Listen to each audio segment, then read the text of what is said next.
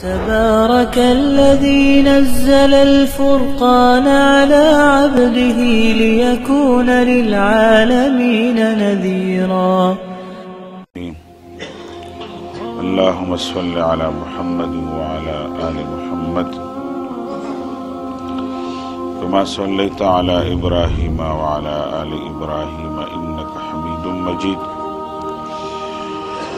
اللهم بارك على محمد وعلى آل محمد كما باركت على إبراهيم وعلى آل إبراهيم إنك حميد مجيد.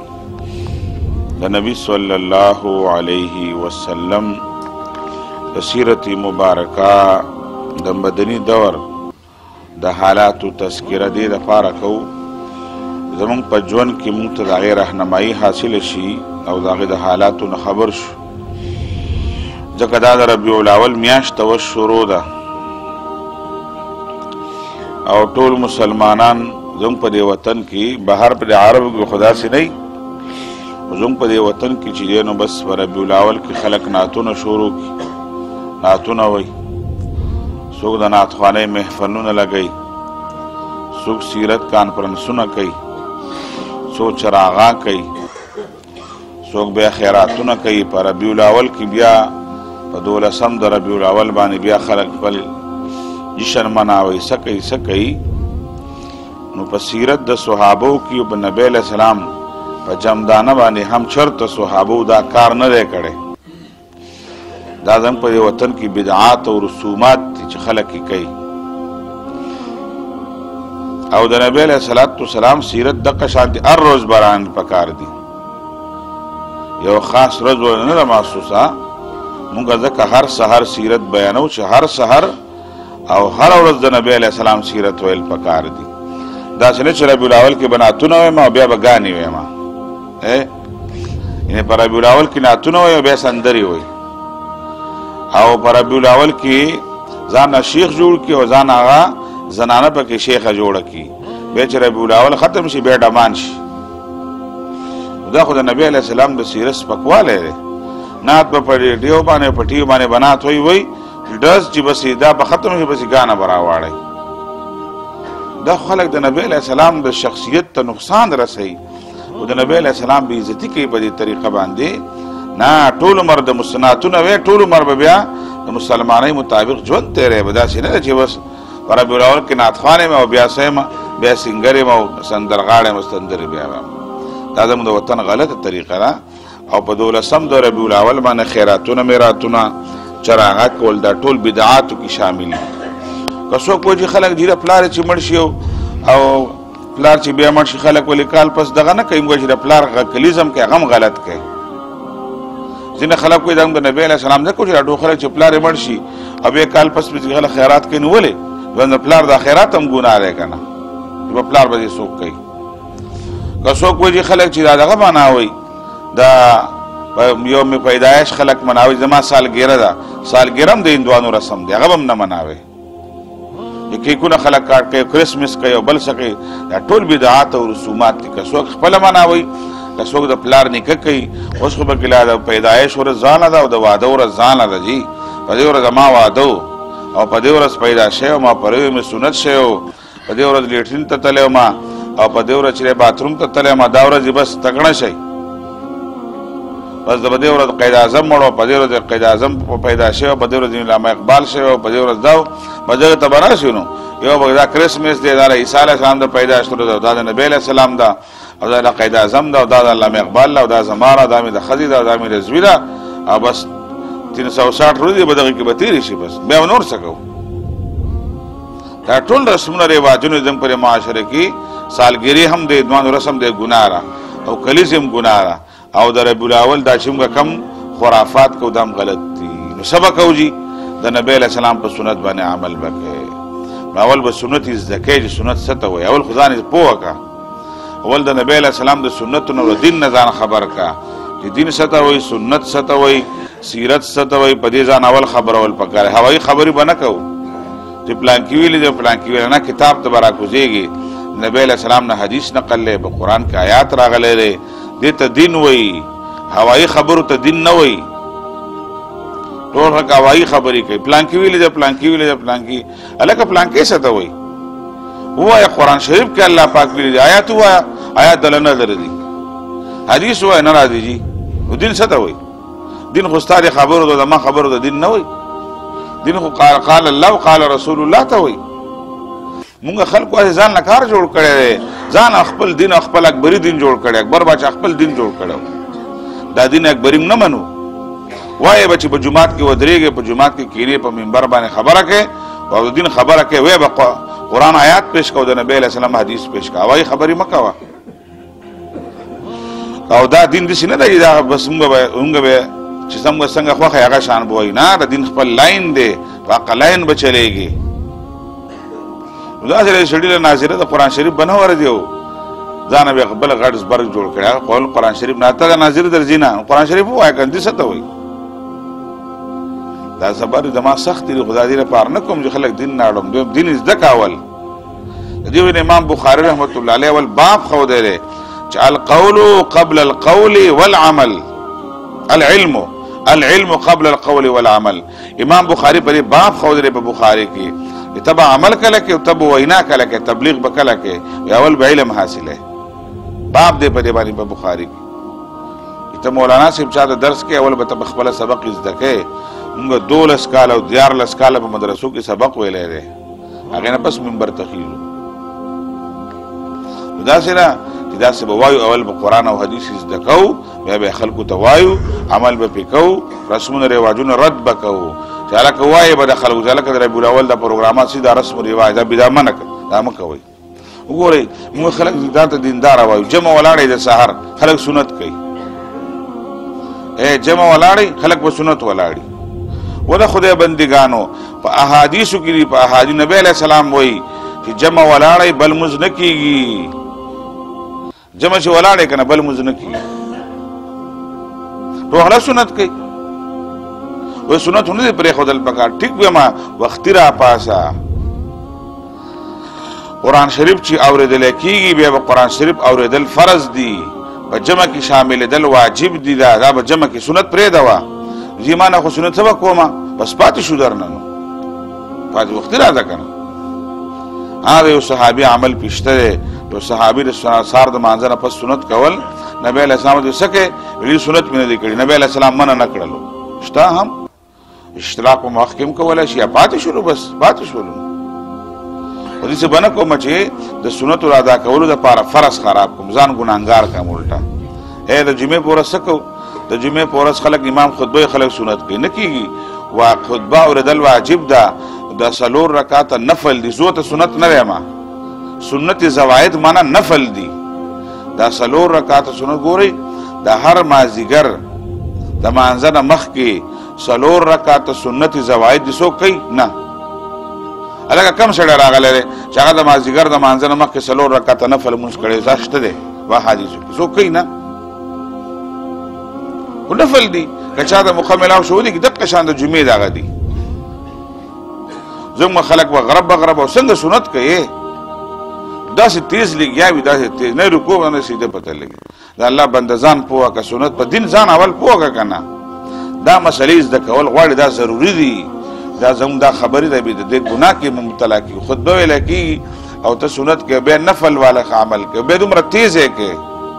څومره ګناهونه دي په یو وخت کې یو 300 ګناهونه راجمع کړل دې ته ویلی شي دین به یې زده کوو دې وجې امام بخاري وایي اول ځان په علم په قرآن او حدیث اول ځان پوهه که په ټولو نه پوهېږي ضروري مسلو باندې ځان پوهه که سنت به څنګه کومه جمع ولاړه ده کوم که نه به کومه جمع ولاړ ټول خلک سنت کوي سهار مانځه کې ټول خلک نه کوي ټول خلک لګي وایي موږ استاد چې هم کوله موږ استاد خبرې نه کوو تا ته موږ د نبی علیه السلام د سنتو خبره کوو د احادیثو خبره کوو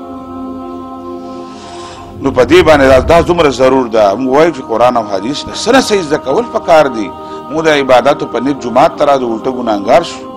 ګناه وګټو د دې وجې نه د نبی علیه السلام سیرت بیانو او د قرآن او حدیث نه به ځان خبرو به او ځان ته راټولې خبرې کوم چې موږ اول د نبی علیه السلام د دین نه او د سیرت نه ځان خبرول پکار دي هوایي خبرې به نه کوو نبی صلی الله علیه وسلم د دې 2م کال د هجرت آغاز تقریبا شوی دی په نبی علیه الصلاة والسلام 8 غزوات کړي دي. د بدر خبر لا نه شروع، 8 غزوات شوي دي او دا غزا د جهاد اجازت میلاو شو. اذن للذین یقاتلون بانهم ظلموا، الله پاک اجازت ورکړو څوک د سره زیاته کوي نو لاس وسره واچوي. مخکې نو اجازت، مخکې څه غزوات میل دي، سریه او غزوه. سریه هغې ته ویلی چې صحابو تشکیل کړی نبی علیه السلام په جومات کې، تشکیل بیا وکړل صحابو، امیر به ولا مقرر جنډه به ولا ورکړله، هغې ته سریه وایي چې نبی علیه السلام په خپله به کومه کې شریک و، هغې ته بیا غزوه ویله. سعد بن ابي وقاص رضی الله عنه هم دقه شان خرار دی که داسې یو علاقه وه، د مکې د خلکو قافله تلله، د شام نه واپس راتلله، او سعد بن ابي وقاص ته ویلو ویل تاسو 20 کسانو، ویل ته امیر شولې ولاړ شئ او دا غزې نه به پسې تېرېږئ نه او رایسارې کوي هلته. سعد بن ابي وقاص رضی الله عنه لاړلو او 20 کسان تقریبا ورسره و. چې ورسېدل هلته چې معلومات وکړل نو خلکو ورته ویل چې قافله تېره شوې ده، تلې ده، مدینې ته تلې ده او هغه خو سهار تلله، دوی به ماښام رسېدلې وی. نو سعد فرمایي چې زما اراده دا وه چې زه پسې ور روان شمه، خو د نبی علیه السلام خبر راته یاده شوله چې هغه ویل دا غزې نه به پسې نه ځي اخوا. واپس رالل. دا سریه نبی علیه السلام لېږلې وه. نبی علیه السلام په خپله باندې ابوه ورته ویله شي، ابوه په هغې غزوې ابوه ورته ویله شي، بل نوم هم ورلشته هغې کې نبی علیه السلام په خپله شریک شوی دی او حمزه رضی الله عنه له جنډه ورکړې وه. تقریبا 1.5 مسلمانان ورسره دي تر 200 پورې. نبی علیه السلام په هغې کې شریک دی. هغه کې هم داسې وشوله چې هغه قافله تېره شوې وه او د هغوی سره د مسلمانانو د نبی علیه السلام مقابله ونه شول، امنا سامنا هغه تېره شوې وه. او په روایت کې چې دا د ابو سفیان قافله وه، دا شام ته تلله. بیا چې د بدر واقعه وایو نو په هغې کې به واپس ابو سفیان راځي، دې تذکره به دوباره بیا په هغه سر کې کوو. نبی علیه السلام په مدینه منوره کې پاتې کېدلو، د مکې نه دې خوا طرفونو نه چېرته یو داسې کافر و، هغه ځان له یو ګروپ جوړ کړی، بدماش غوندې و. هغه راغی مدینې منورې ته. په مدینه منوره کې د شپې د غلغلو غوندې رالل او کوشش یې کولو چې مسلمانانو ته جاني نقصان ورسوي. خو د مسلمانانو د مدینې الله پاک یو خپل رعب جوړ کړی و، نو دوی ډېر په یره باندې په مدینه کې وګرځېدل، خو چاته څه نقصان ورنه کړو. چې کله وتل د مدینې نه لږ بهر د مسلمانانو اوښانو ګډې بېزې چیلۍ به وې، بس هغې ځان سره واغستل او بس لاړل. نبی علیه السلام ته چې کله پته ولګېدله نو نبی علیه السلام پسې په خپله ووتلو او په دې کې هم د نبی علیه السلام سره 1.5 صحابه کرامو او پسې ووتل او نبی علیه السلام ویل چې دا به راایثار کړو مونږه، دا څاروي به تم والو، دوی سره به مونږ دا به مونږ مړه کړو. خو نبی علیه السلام تر تبوکه پورې دا بدر پورې لاړو. دا بدر چې دی دا د مدینې منورې نه داسې 80 کیلومتر فاصله باندې دی.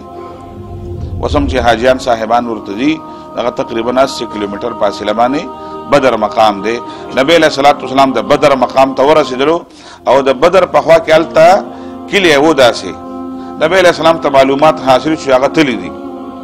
هلته بیا پاتې شو. نبی علیه السلام هلته شپه وکړله او د بدر په دغې مقام کې به د عربو میله لګوله. میله دلته میلې لګېدلې. دا د جهاد نه مخکې خبرې دي، د جنګ نه مخکې خبرې دي. نبی علیه السلام بیا واپسې کړې ده. خو چې نبی علیه السلام به چېرته هم تللو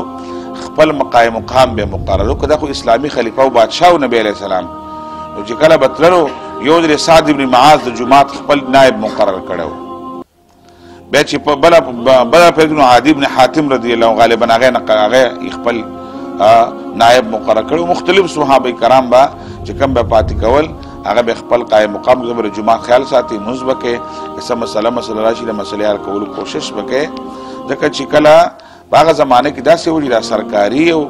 دیني او سیاسي عهدې یو شانتې وي او دا به چې کوم سړی به حکمران و هغه به امام هم و، جمعې لمونځ به هم کولو، د اختر لمونځ به هم ورکولو. بیا څه وخت داسې راغله چې دا د مسلمانانو دا چې کوم عهدهداران خلکو دا په دین نه پوهېدل، بس جماعتونو امامت او خطبې او تقریرونه او عیدګاهونه ټول مولیاو ته پاتې شو او سیاسي خلک او سرکاري عهدهدار بالکل شړ خلک شول. و دا چې د جومات نه استاد د جومات نه نه وځي او بلا جمعات ته نه راوتلو بلا نه چې جمعات نه استاد بار ته نه وتلو دغه دا چې دغه بلاګان جمعات ته نه راځي او استاد جمعات نه بهر کار نه لري دا دین او دنیا دوانه تقسیم شوي دي خلک په دنیا کې څه کوي بهر د خلکو رشوت بالي چې څومره ورانه هغه کله کې جمعات کې استاد به خپل منځونه او دوسرونه نفلونه کوي بس دا ځان له دنیا را غزان له دنیا نه شریعت وی نبی علیہ السلام د سیرت نه معلومیږي چې په هغه زمانه کې به د جمعات امام د بهر حالاتو خبره مو د بهر حالاتو کنټرول به کولو دا د اسلامی خلافت بنیادو دینی او سیاسی عہدے ځان نه وي دا یو عہده را یو شیز دی یو عام سړی سرکاري سړی افسر دی گورنر دی وزیر اعلی دی وزیر دی منبر دی افسر دی ډیپټي کمشنر دی بل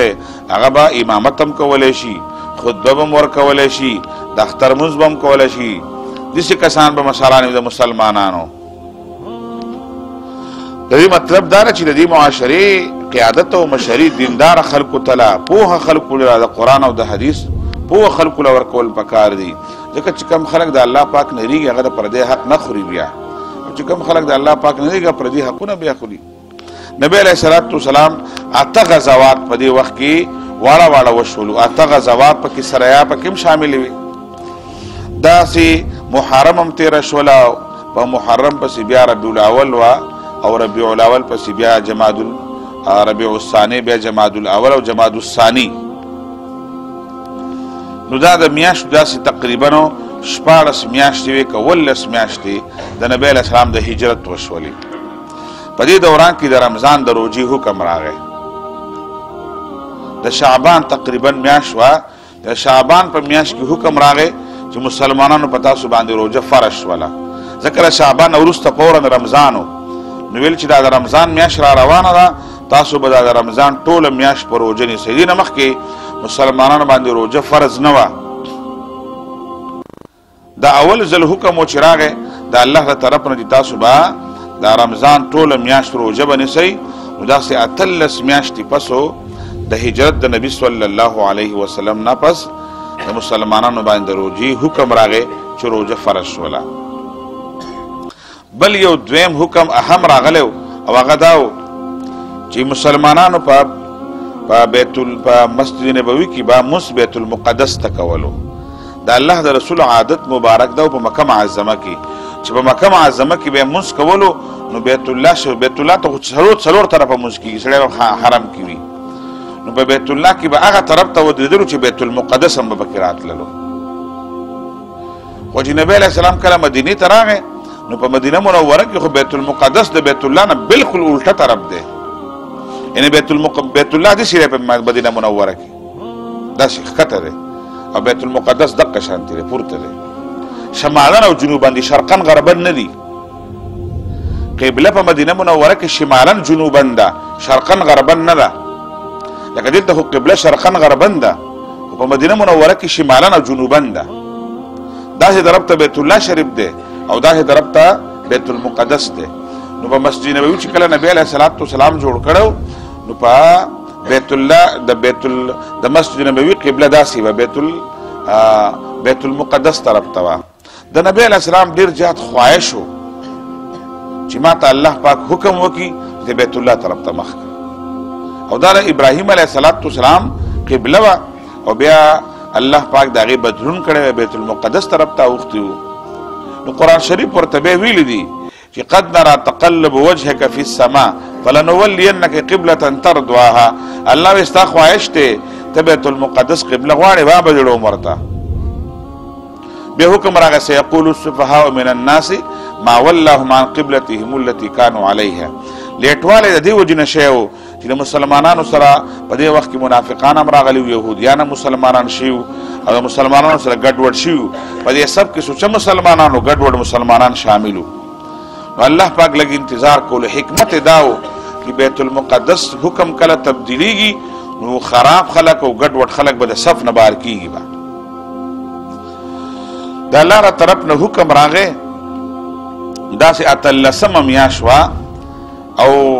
یو سینې روایتونو داسې چې نبی علیه السلام د مدینې نه بهر چې اوس کوم مسجد قبلتین دی بهر د مدینې مسجد نبوي نه په دقې محله کې نبی علیه السلام د چا میلمه و چا وله ضیافت کړی و د ماسپښین مونځ دی یا د مازدیګر مونځ دی. ځکه نبی علیه السلام به مازدیګر مونځ هم ډېر وختي کولو. په لمانځه په دوران کې حکم راغلی دی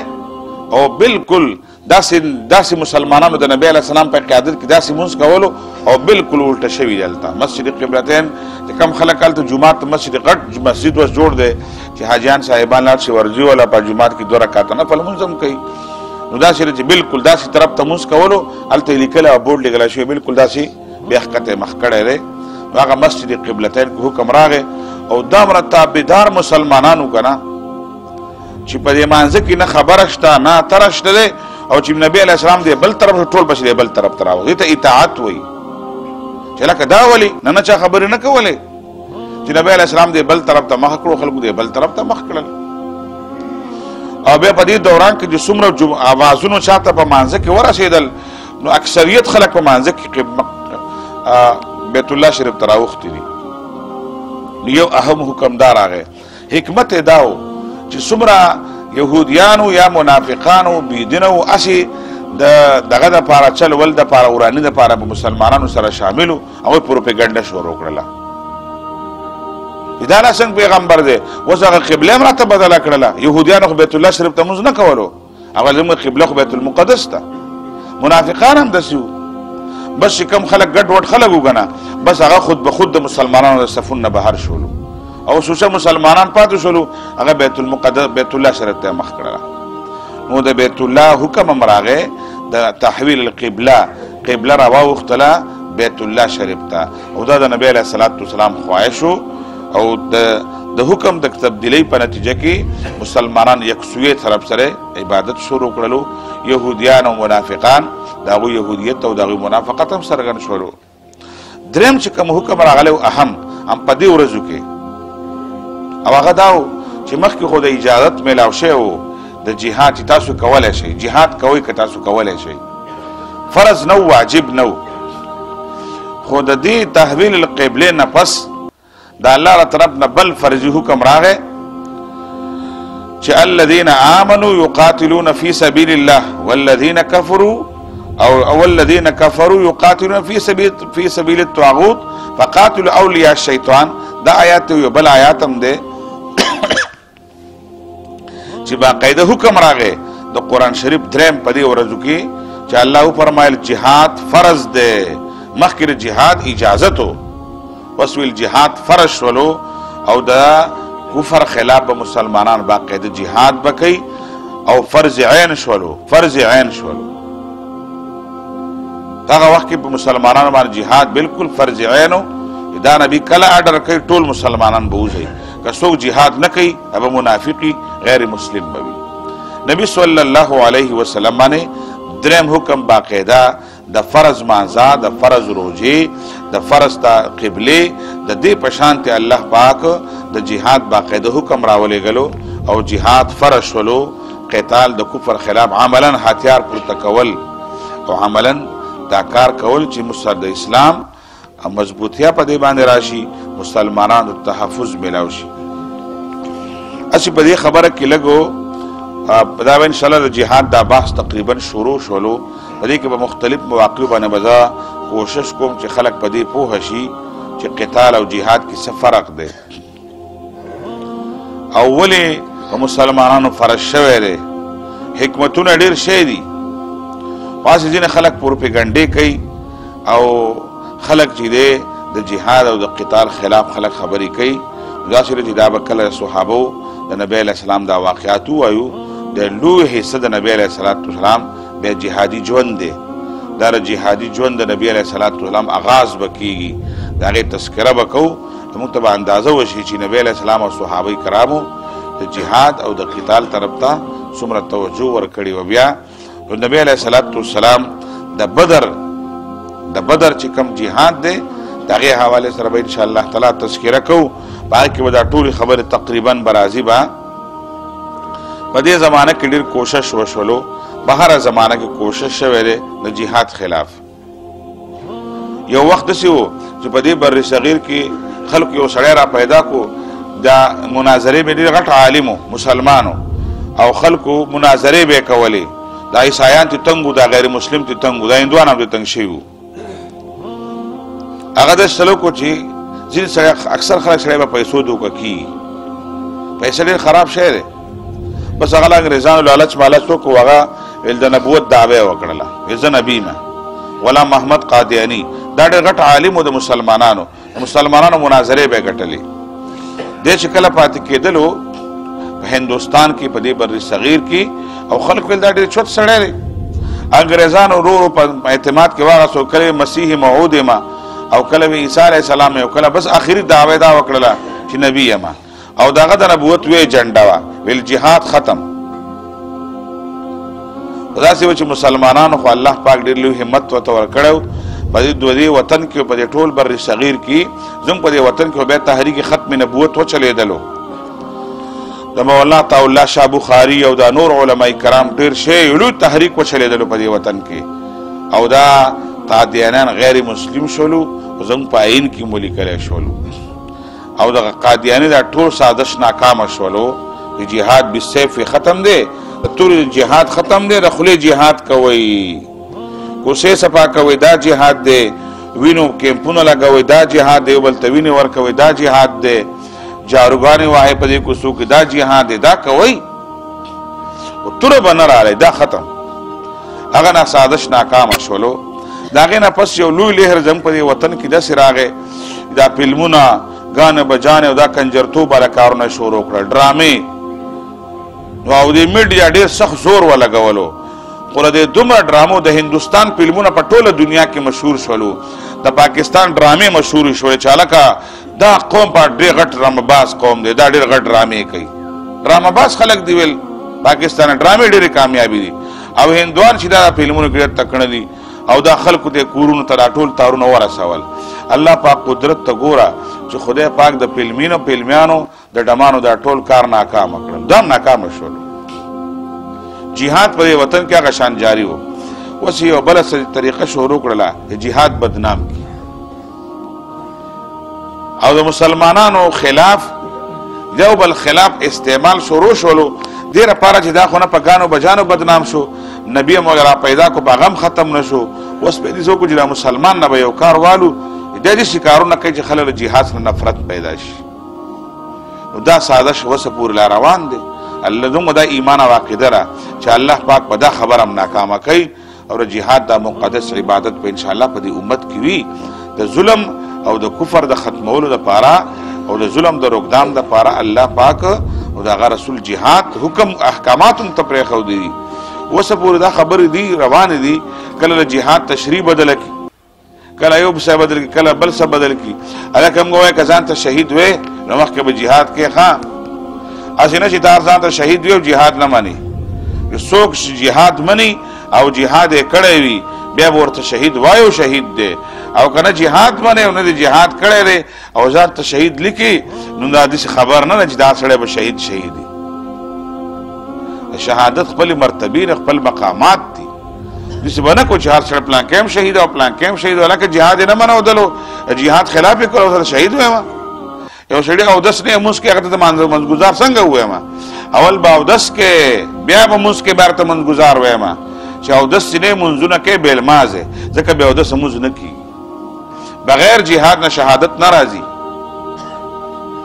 دا لکه موږ له ځان پوهه کول پکار دي خلک په دې خبرو به پوهېږي زموږ به سیاسي خلکو چې د کور سپی مړ شي وایي دا شهید دی جي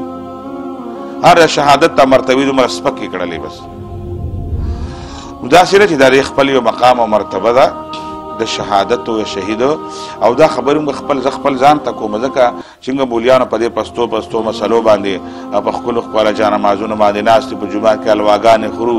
او د مړي په خیرات کې ناست وو په نکاح کې ناست وو خو مټایانې دی